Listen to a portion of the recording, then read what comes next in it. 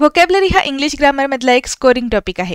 तुम्ही जर व्यवस्थित एक रीडिंग केलेलं असेल आणि रिव्हिजन केली असेल तर तुम्हाला चांगल्या पद्धतीने क्वेश्चन्स अटेम्प्ट करता येतात. आत्ता आपण MPSCच्या PYQ अनालिसिसमध्ये जे व्होकॅब्युलरी घेत आहे यात आपण वन वर्ड सबस्टिट्यूशनचा अभ्यास करतोय. इथे तुम्हाला जे प्रश्नाचं उत्तर आहे ते समजल्याबरोबरच इतर ऑप्शन्समध्ये कोणते वन वर्ड सबस्टिट्यूशन्स नवीन आपल्याला कळतात ते देखील आपण डिस्कस करत आहे. त्यामुळे तुम्हाला जर डिटेलमध्ये व्यवस्थित अभ्यास करायचा असेल वन वर्ड सबस्टिट्यूशन्स या टॉपिकचा तर हा व्हिडिओ तुमच्यासाठी आहे. आजच्या लेक्चरमध्ये आपण काही प्रश्नांचा अभ्यास करूयात आणि स्पेशली MPSCनी आत्तापर्यंत जे काही प्रश्न विचारलेले आहेत वेगवेगळ्या स्पर्धा परीक्षांमध्ये त्यांचा एकत्रित अभ्यास करण्यासाठी ही लेक्चर सिरीज चालू केलेली आहे. आजच्या लेक्चरमध्ये आपण जे काही एक्स्ट्राचे वर्ड्स बघणार आहे, ज्या ठिकाणी आपण सिनॉनिम्स बघणार आहे किंवा गेसवर्क कसं करायचं हे डिस्कस केलेलं असेल, या सगळ्या गोष्टी तुम्ही नोट करा. आजच्या लेक्चरला सुरुवात करूया. आजच्या लेक्चरमधला आपला फर्स्ट क्वेश्चन आहे, which one of the following explanations expresses the meaning of the word genealogy. Rajyaseva 2020 मध्ये हा प्रश्न विचारलेला होता. आपण आधी बघितलं होतं तसंच एका प्रश्नामध्ये स्पेलिंग मिस्टेक इथे देखील झालेली दिसत आहे. क्वेश्चन विचारत असताना आयोगाकडून JENEOLOGY असा शब्द देण्यात आला होता, मात्र इथे ओच्या जागी ए हे लेटर पाहिजे. त्यामुळे करेक्ट वर्ड काय आहे? जिनिओलॉजी. ठीक आहे. इथे आपल्याला कोणतं रूट वर्ड मिळत आहे ते तुम्ही बघितलं तर जीन हा शब्द आपल्यासाठी महत्त्वाचा आहे. आता जे शब्द लॉजीनी एंड होतात तिथे आपण स्टडी ऑफ समथिंग असं म्हणू शकतो. ठीक आहे. डिटेल स्टडी ऑफ समथिंग असं आपण ज्यावेळेस डिस्कस करत असतो त्यावेळेस आपण इथे LOGY लॉजी हा शब्द शेवटला वापरलेला दिसतो. आणि इथे देखील आपल्याला कशाचा तरी आपण अभ्यास करत आहोत हेच लक्षात येत आहे. पण आपल्याला या शब्दात रूट वर्ड काय मिळत आहे? जीन हा शब्द. आणि जीन हे आपल्या हेरिडिटीमध्ये असतात किंवा आपण त्याला इनहेरिटेड कॅरेक्टरिस्टिक्स म्हणतो. त्यामुळे हे जे जीन शब्द आपल्यासाठी इथे रूटवर्ड असणार आहे यामध्ये आपण आपल्या फॅमिली हिस्ट्रीबद्दल किंवा आपल्या जेनेटिक्सबद्दल अभ्यास केलेला असेल. ठीक आहे. So study of family history or study of genetics याला आपण जेनिओलॉजी म्हणू शकतो. ठीक आहे. एकदा तुम्हाला रूटवर्ड्स काय आहेत हे ओळखता आलं तर तुम्ही आन्सर गेस करण्यासाठी सक्सेसफुल अटेम्प्ट करू शकता. इथे आपल्याला ऑप्शन्स दिलेले दिसत आहेत. The study of earth surface. अर्थ सरफेससाठी काय शब्द आहे हे आपण नंतर बघूयात. वन वर्ड सबस्टिट्यूशन्स आधी सगळे ऑप्शन्स आधी वाचून घेऊ. The study of a persons genius. हे एक्सप्लेनेशन मात्र इथे काही रिलेव्हंट नाही आहे. याचा आपल्याला इथे कोणतंही वन वर्ड सबस्टिट्यूशन मिळत नाही. थर्ड जे आहे account of a person's descent from his ancestor.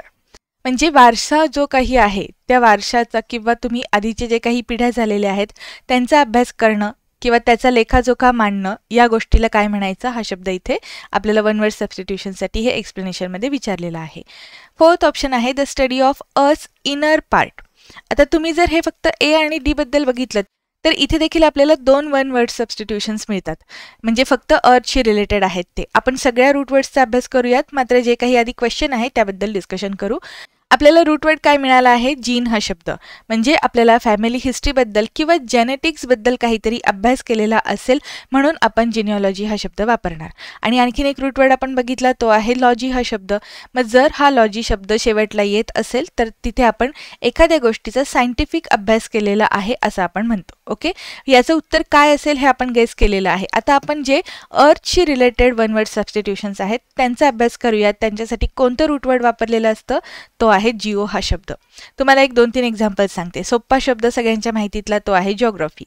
जिओग्राफीमध्ये आपण अर्थचा अभ्यास करतो किंवा पृथ्वीचा अभ्यास सायंटिफिकली केलेला असतो त्याला म्हणायचं असतं जिओग्राफी. त्यानंतर आणखीन एक शब्द आहे तो आहे जिओफिजिक्स. यामध्ये देखील अर्थच्या स्ट्रक्चरबद्दल अभ्यास केलेला असतो. त्यानंतर एक शब्द आहे तो म्हणजे जिओलॉजी. आता जिओलॉजीबद्दल तुम्हाला ऐकून माहिती असेल की अर्थच्या इनर पार्ट्सचा जो अभ्यास असतो त्याबद्दल डिस्कशन केलेलं असेल तर ते असेल जिओलॉजी. त्यामुळे हे जे डी मध्ये दिलेलं आपल्याला एक्सप्लेनेशन आहे यासाठी शब्द आहे जिओलॉजी. हे जे एक्स्ट्राचे वन वर्ड सबस्टिट्यूशन्स आपण डिस्कस करत आहोत हे लक्षात ठेवा आणि तुमच्या नोट्समध्ये सुद्धा तुम्ही लिहून घ्या. आता जिओनी चालू होणारा आणखीन एक शब्द असतो तो आहे जिओमॉर्फोलॉजी. मॉर्फोलॉजी म्हणजे ॲक्च्युली काय असतं? Study of material of landforms. म्हणजे काही लँडफॉर्म्स फॉर्म झालेले असतात त्या लँडफॉर्म्सच्या अभ्यासाला आपण जिओमॉर्फोलॉजी म्हणतो. आणि मग इथे एक महत्त्वाची गोष्ट लक्षात ठेवायची, अर्थ सरफेसचा अभ्यास करत असताना इनडिरेक्टली आपण लँडफॉर्म्सबद्दलच अभ्यास करत आहोत.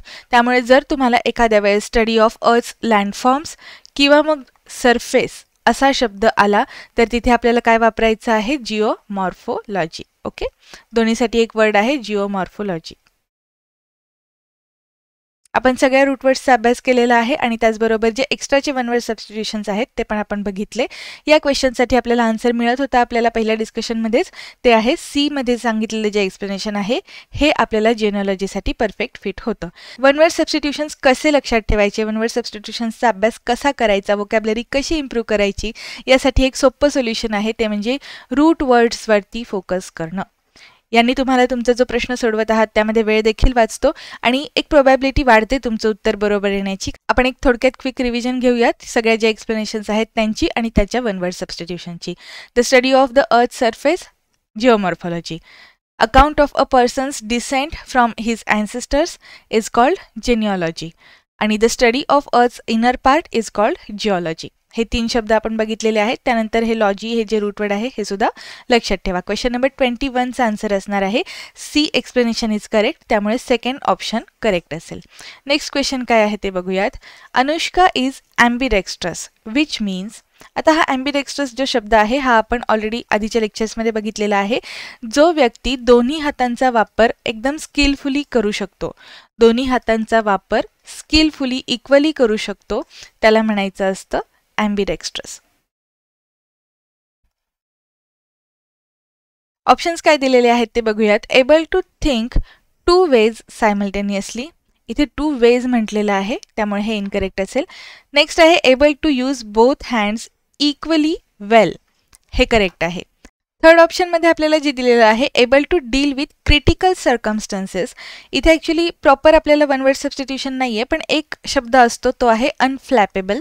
हा जो अनफ्लॅपेबल शब्द आहे यामध्ये एखादी व्यक्ती जी आहे ही कोणत्याही सिच्युएशनमध्ये काम म्हणजेच शांत आहे असं आपण त्याला म्हणतो आणि तो कुठल्याही सिच्युएशनमध्ये गंभीर होत नाही किंवा तो शांतपणे सगळी सिच्युएशन हँडल करू शकतो. त्यामुळे तुम्ही जर असं म्हटलं handle critical situation, one who is capable of handling critical situation, तर त्या व्यक्तीला आपण काय म्हणतो अनफ्लॅपेबल. ओके, त्यामुळे हा शब्द याच्याशी मिळता जुळता आहे, त्यामुळे हा जो वन वर्ड सबस्टिट्यूशन आहे हा व्यवस्थित लक्षात ठेवा. आणि हा जो फोर्थ ऑप्शन आहे able to see 2 different views, यासाठी आपल्याला कोणताही शब्द मिळत नाही आहे. त्यामुळे आपण 22nd जे काही क्वेश्चनमध्ये आन्सर असणार आहे ते आपण सेकंड ऑप्शन म्हणून सिलेक्ट करूयात. आपला आन्सर असणार आहे second option able to use both hands equally well or skillfully is called ambidextrous. 3 idiots मूवीमध्ये जो त्यांचा प्रिन्सिपल दाखवलेला होता तो ॲम्बिडेक्स्ट्रस होता. ऑप्शनमध्ये आपल्याला काय दिलेलं आहे ॲम्बिडेक्स्ट्रस, पण आपल्याला डेक्स्ट्रिटी हा एक शब्द आहे आणि तिथे हाताचा वापर कौशल्याने करणे या गोष्टीसाठी डेक्स्ट्रिटी म्हणतात. याला तुम्ही हस्तकला बनवणाऱ्या व्यक्तींसाठी सुद्धा वापरू शकता.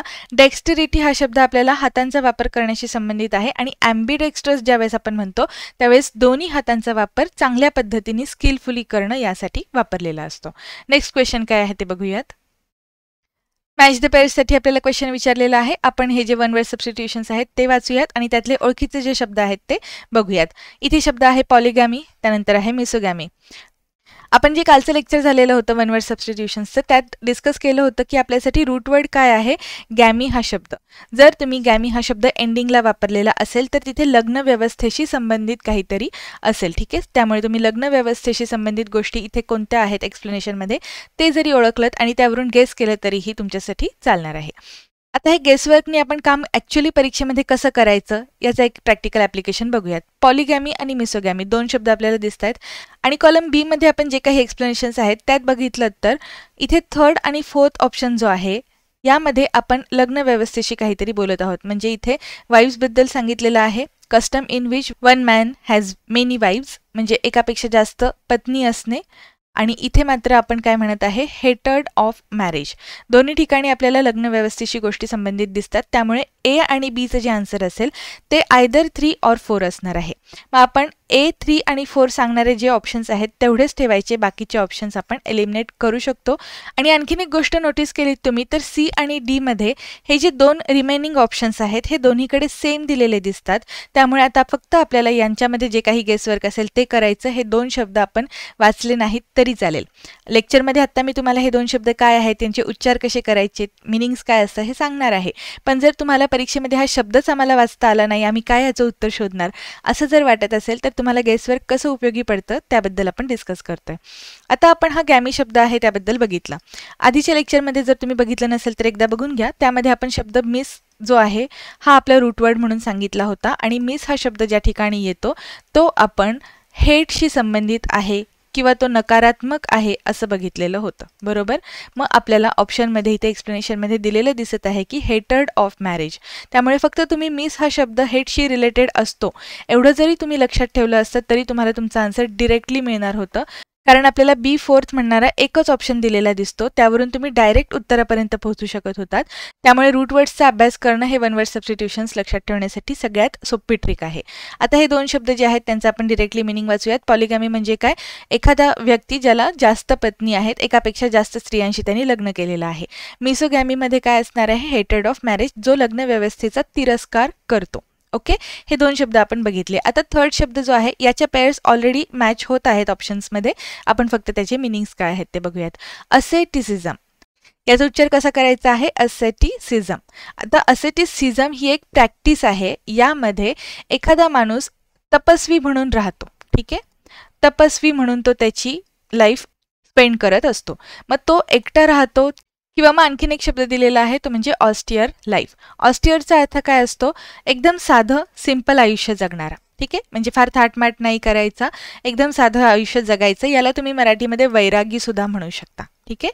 पण ही जी काही फेज आहे ISM हे जेव्हा आपण शेवटी वापरतो त्यावेळेस तो एक फिनॉमिनन असतो. त्यामुळे ॲसेटिसिझममध्ये काय असणार आहे? हा एक फिनॉमिना असेल, डिवोशन करणं किंवा स्वतःची लाईफ एखाद्या तपस्व्यासारखी वैराग्यासारखी व्यतीत करणं, त्याला म्हणायचं ॲसेटिसिझम. आणि हा जर एखाद्या व्यक्ती असेल अशा पद्धतीचं आयुष्य जगणारा तर आपण त्याला म्हणू शकतो ॲसेटिक. म्हणजे असेटिक हा शब्द जो आहे हा आपण एखाद्या वैराग्यासाठी किंवा संन्यासासाठी वापरलेला असतो. म्हणजे ज्या व्यक्तीने संन्यास घेतलेला आहे, साधं सरळ आयुष्य जगत आहे, त्या व्यक्तीला ॲसेटिक म्हणायचं. आणि हा जर फिनॉमिना असेल, ह्या फेजला आपण काय म्हणतो तर ते ॲसेटिसिझम. मी मुद्दाम 2-4 वेळा हा शब्द उच्चारायचा प्रयत्न केलेला आहे. आय होप तुम्हाला आतापर्यंत हा शब्द व्यवस्थित लक्षात आला असेल. आता आपण जो नेक्स्ट शब्द आहे तो बघूयात. अँड्रॉइडनेस, याचा अर्थ इथे दिलेला आहे स्किल, क्लेवरनेस.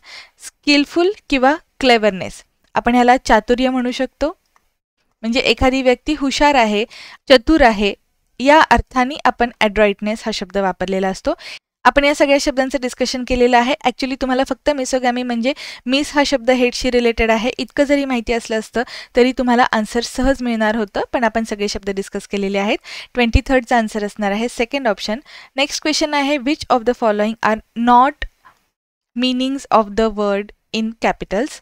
शब्द दिलेला आहे फ्लॅबरगॅस्टेड, पण आपल्याला काय विचारलेलं आहे? Not meanings of. म्हणजे इथे हे खूप महत्त्वाचं आहे तुम्हाला लक्षात येणं. आपल्याला इथे करेक्ट शब्द विचारलेला नाही, इनकरेक्ट ऑप्शन ओळखायचा आहे. ओके, फ्लॅबरगॅस्टेडचा अर्थ असतो एखादा आश्चर्याचा धक्का बसणे, ठीक आहे. आश्चर्य वाटणे, कुतूहल वाटणे किंवा एकदम आपण शॉकमध्ये जाणे, आश्चर्याचा धक्का बसणे हा प्रॉपर शब्द आहे फ्लॅबरगॅस्टेडसाठी. आणि मग त्याचे जे अर्थ दिलेले आहेत ते बघूयात. Filled with shock, filled with appreciation, filled with wonder. आता जर तुम्हाला ऑप्शन्सचे अर्थ माहिती नसतील तर तुम्ही ॲटलिस्ट गेस करू शकता की वंडर म्हणजे काय? आश्चर्य, किंवा मग आपण त्याला कुतूहल सुद्धा म्हणतो. आणि आपण शॉक हा शब्द सुद्धा आश्चर्यासाठी वापरलेला असतो. त्यामुळे तुम्ही जितकं शक्य आहे तितके शब्द तुम्ही लिंक करण्याचा प्रयत्न करा आणि आन्सर गेस करण्याचा प्रयत्न करा. आणि ए आणि सी हे त्याचे सिनॉनिम्स आहेत, म्हणून फक्त बी हे त्याचं आन्सर नसणार आहे. फील विथ अप्रिसिएशन, अप्रिसिएट करणे म्हणजे काय? एखाद्याला प्रोत्साहन देणे किंवा एखाद्याचं कौतुक करणे. पण फ्लॅबरगॅस्टेडमध्ये आपल्याला हे मिनिंग नसतं घ्यायचं, त्यामुळे बी हे आपला आन्सर असणार आहे. 24th क्वेश्चनचा आन्सर असेल बी, कारण हे फक्त एकच ते मिनिंगमध्ये मॅच होत नाही. 24th आन्सर आहे सेकंड ऑप्शन. नेक्स्ट क्वेश्चन काय आहे? The word nearest in the meaning to the keyword wrong. रॉंगचा अर्थ काय असतो? चूक. म्हणजे आपण ज्यावेळेस राईट आणि रॉंग असं म्हणतो त्यावेळेस आपण रॉंग हा शब्द चूक म्हणून वापरलेला असतो आणि राईट हा शब्द बरोबर असतो. तुम्हाला राईट या शब्दाबद्दल कधी कोणतं प्रिपोजिशन वापरायचं, राईट या शब्दाचे वेगवेगळे होमोनिम्स काय असतात याबद्दल मी एक सेपरेट व्हिडिओ बनवलेला आहे. त्यात फक्त आपण राईट या शब्दाचे होमोनिम्स अभ्यासलेले आहेत. एकदा ते लेक्चर नक्की बघा, त्यामध्ये तुम्हाला प्रिपोजिशन्स कसे वापरायचे ते सुद्धा खूप छान पद्धतीने समजेल आणि सोबतच होमोनिम्सचा पण अभ्यास होऊन जाईल. त्या लेक्चरची लिंक मी वरती आय बटनमध्ये प्रोव्हाइड करते. आता आपण हा जो क्वेश्चन बघत आहे त्याबद्दल जर डिस्कस केलं तर रॉंग म्हणजे चुकीचं हे आपल्याला माहिती आहे. ऑप्शन्स दिलेले आहेत इनकरेक्ट, फॉल्स, ॲक्युरेट आणि अनट्रू. आता काही जणांना वाटू शकेल की ट्रू आणि फॉल्स असा जर आपण अर्थ घेतला तर सत्य आणि असत्य असं ह्याचा अर्थ होतो की काय. पण इतका डिटेलमध्ये विचार करण्याऐवजी आपण फक्त ॲक्युरेट म्हणजे बरोबर असतं इतकंच जरी अर्थ घेतला तरीही आपल्याला लक्षात येईल की हे अँटोनिम आहे. आपल्याला काय विचारलेलं आहे, रॉंगचे समानार्थी शब्द विचारलेले आहेत आणि ॲक्युरेट हे त्याचा आन्सर नसणार हे कन्फर्म. त्यामुळे थर्ड ऑप्शन तर अगदी सुरुवातीला एलिमिनेट करून टाकायचा. त्यानंतर इनकरेक्ट म्हणजे रॉंग हे आपल्याला सगळ्यांना माहिती असतं, त्यामुळे ए तर आन्सर असणारच आहे. त्यामुळे हे दोन ऑप्शन सुद्धा आरामात एलिमिनेट होतात. ए करेक्ट आहे, आपल्याला माहिती आहे की चूक म्हणजेच इनकरेक्ट म्हणत असतो आपण, त्यामुळे फॉल्स आणि अनट्रू हे सुद्धा याचे सिनोनिमच असणार आहेत.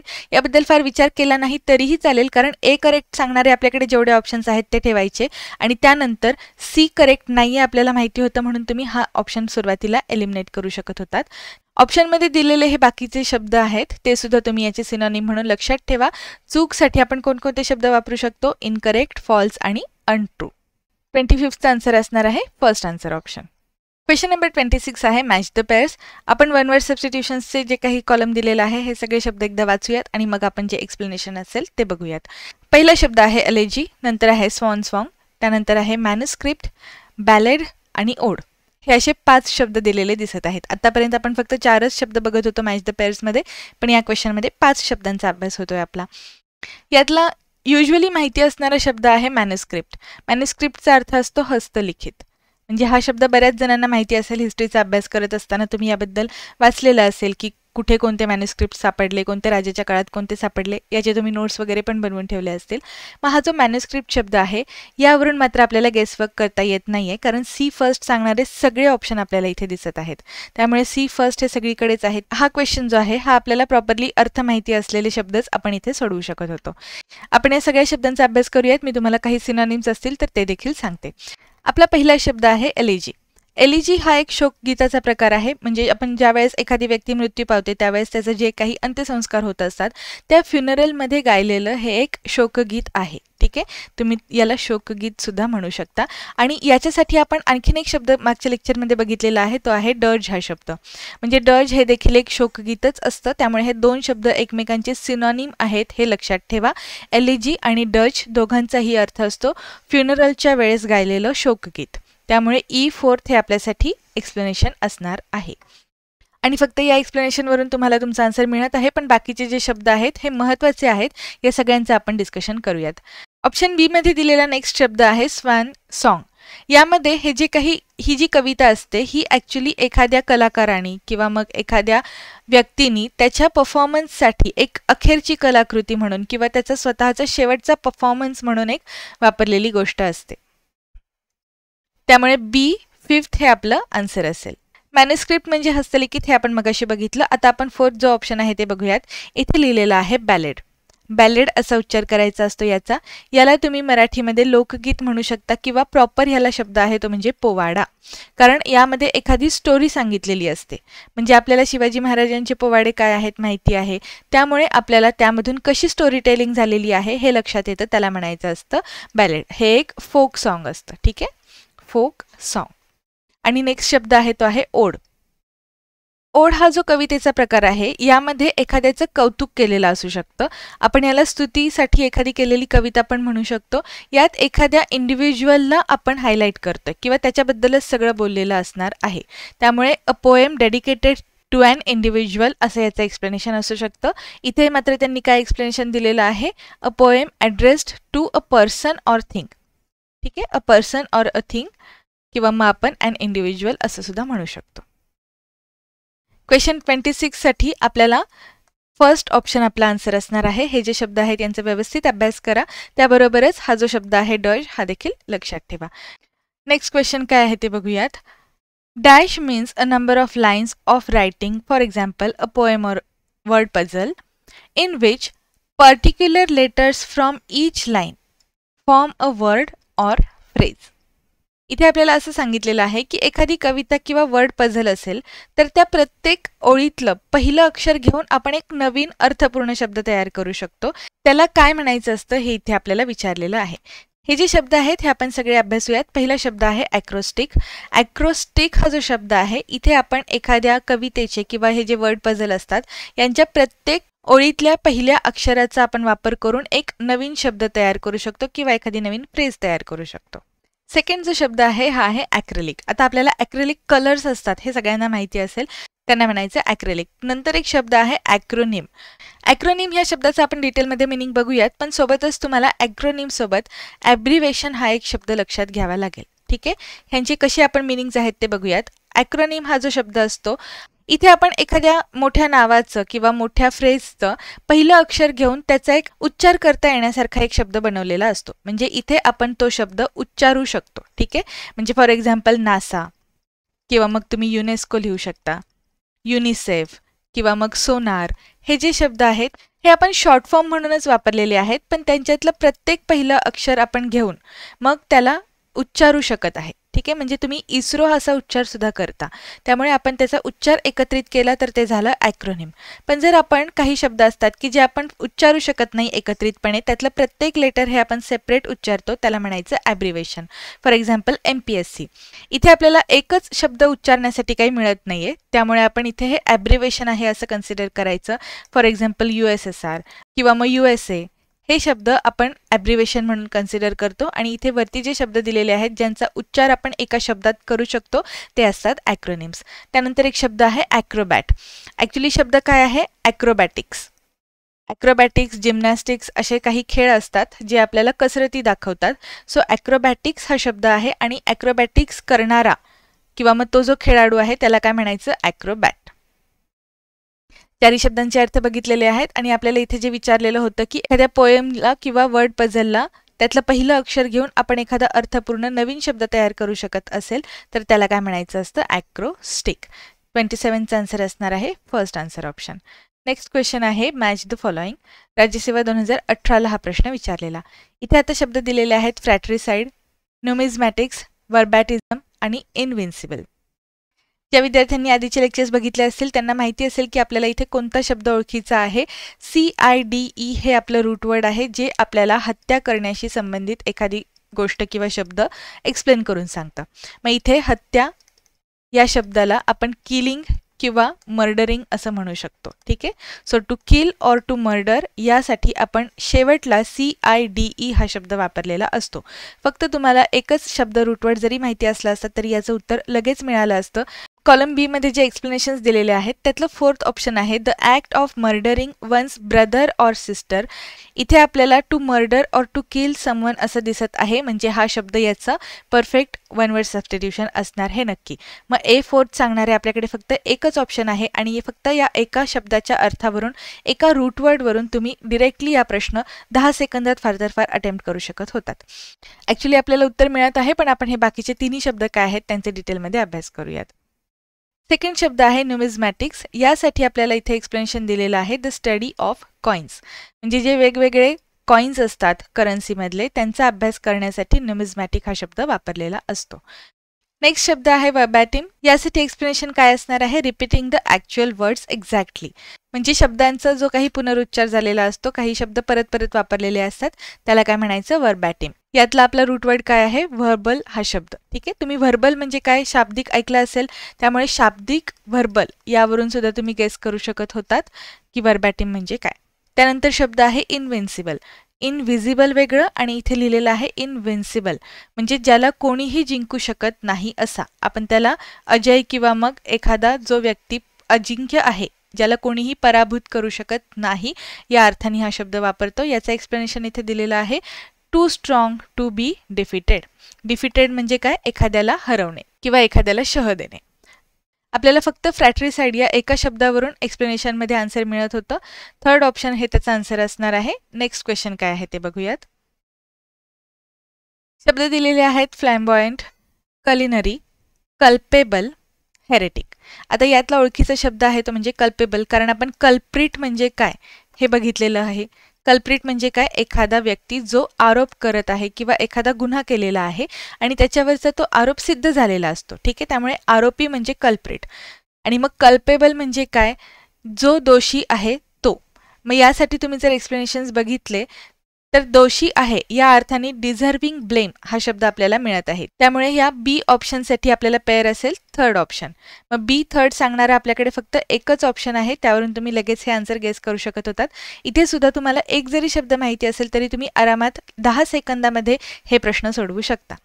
त्यामुळे आधीचे जे आपण PYQ अभ्यासलेले आहेत त्यांचा एकदा डिटेलमध्ये नक्की अभ्यास करा, कारण हे शब्द वारंवार रिपीट झालेले आपल्याला दिसत आहेत, म्हणून हे PYQ अनालिसिस महत्त्वाचं आहे. ओके, आता आपण हे जे बाकीचे शब्द आहेत यांचे सगळ्यांचे मिनिंग्स बघूयात. पहिलं आहे a person who is guilty of heresy. इथे हेरेसी शब्द पण दिलेला आहे आणि ऑप्शनमध्ये आपल्याला हेरेटिक पण दिसत आहे, त्यामुळे हे मॅच द पेअरमध्ये तुम्ही याची पण पेअर करू शकत होतात. हेरेटिकचा ॲक्च्युली अर्थ काय असतो?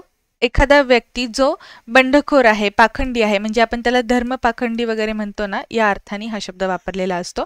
आणि जो धर्माच्या बाबतीत, रिलिजियस फेट्सच्या बाबतीत बंडखोरी करतो, तशा पद्धतीने जो गुन्हेगार असतो त्याला काय म्हणायचं? हेरेटिक. त्यामुळे A4 ही आपली पेअर असणार आहे. ऑप्शनमध्ये C एक्सप्लेनेशन दिलेलं आहे, कनेक्टेड विथ कुकिंग. याचा अर्थ काय असणार आहे? कलिनरी. म्हणजे कुकिंगशी किंवा किचनशी, स्वयंपाकघराशी रिलेटेड ज्या गोष्टी असतात त्याला आपण म्हणू शकतो कलिनरी. आणि नेक्स्ट आहे शोवी अँड कॉन्फिडंट बिहेवियर. त्याला काय म्हणायचं असतं? फ्लॅम्बॉयंट. हा जो फ्लॅम्बॉयंट शब्द आहे हा आपण पॉझिटिव्हली पण वापरू शकतो किंवा निगेटिव्हली पण, म्हणजे ज्या कॉन्टेक्स्टमध्ये आपण बोलत आहे त्या अर्थाने हा असणार आहे. जर एखादा खूप प्रदर्शन करत आहे स्वतःच्या हुशारीचं, तरी देखील आपण त्याला फ्लॅम्बॉयंट म्हणू शकतो. किंवा एखादी व्यक्ती जी चार चौघात उठून दिसते, लगेचच नजरेत भरते, त्याला सुद्धा आपण फ्लॅम्बॉयंट म्हणू शकतो. आपल्याला 29चा आन्सर मिळालेला आहे. 4th आन्सर ऑप्शन हे त्याचं करेक्ट आन्सर असेल. आता आजचा हा लास्ट क्वेश्चन आहे आपल्या लेक्चरमधला. Match the following. क्लर्क टायपिस्टची जी एक्झाम झालेली 2017मध्ये, तिथे हा प्रश्न विचारलेला होता. ऑप्शन्स आपल्याला जे दिलेले आहेत त्यातले जो पहिला शब्द आहे अमेचर, हा आपण कालच्या लेक्चरमध्ये वन वर्ड सबस्टिट्यूशन्सच्या सिरीजमधला आपला जो पार्ट 2 आहे त्यातला जो लास्ट क्वेश्चन आहे त्यात आपण याबद्दल डिस्कशन केलेलं होतं. तो शब्द काय आहे त्याचं सिनॉनिम म्हणून आपण इथे परत एकदा त्याचा आन्सर बघूयात. पण अमेच्युअर म्हणजे अशी व्यक्ती असते की जी खूप हौसी असते. ठीक आहे, हौशी व्यक्ती जी प्रत्येक गोष्ट एक आनंदासाठी करत आहे किंवा मजा म्हणून करत आहे. ती गोष्ट करताना त्या व्यक्तीला कुठलंही प्रोफेशनल नॉलेज नाहीये, म्हणजे अनप्रोफेशनली ती गोष्ट केली जात आहे. ठीक आहे, unprofessional attempt to do anything. आणि इथे त्या व्यक्तीला प्रॉपर नॉलेज देखील नसतं. त्यामुळे अमेच्युअर म्हणजे हौशी. हे ज्यांना माहिती असेल त्यांना याचं आन्सर लगेच मिळालं असतं. One who undertakes task for enjoyment and without being paid. यालाच तुम्ही अनप्रोफेशनल किंवा मग विदाउट नॉलेज असं सुद्धा लिहू शकता.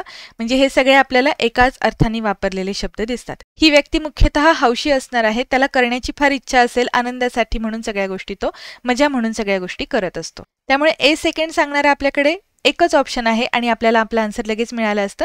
बाकीचे जे शब्द आहेत त्यांचा आपण अर्थ बघूयात. वेटरन हा शब्द आहे, त्याला म्हणायचं असतं one who has experience in the stated activity.